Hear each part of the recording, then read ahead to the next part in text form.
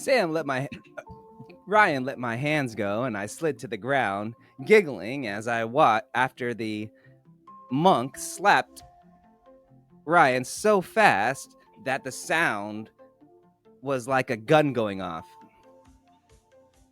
Then I watched, secretly enjoying the giant man get his ass kicked by the old monk.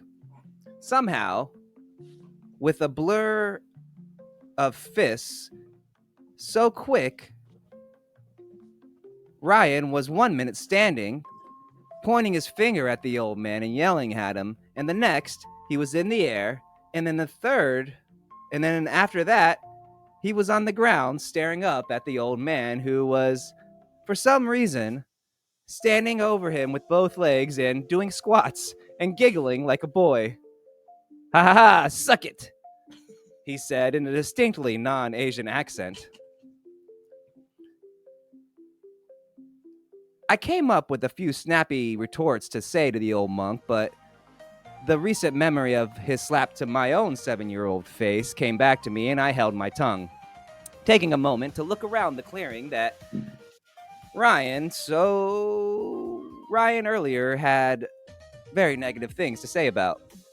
It wasn't actually that bad. It was a glade in the middle of the forest with a clear blue pond in the middle, a hammock that must have belonged to the monk, a campfire that was, considering this was a pretty rustic camp area, not too bad.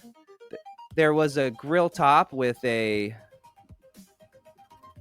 pot for boiling water, and next to it, the campfire was a rudimentary setup with some ingredients for cooking, along with a dia that was already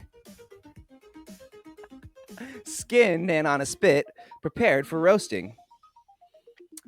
I immediately took the initiative and walked over to the campfire as Ryan and Master Balls in Your Mouth did their dance and decided to see if I could get the fire going and the deer roasting.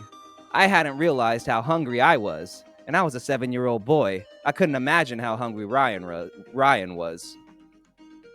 I got back up to my feet as Sam examined the camp in more detail.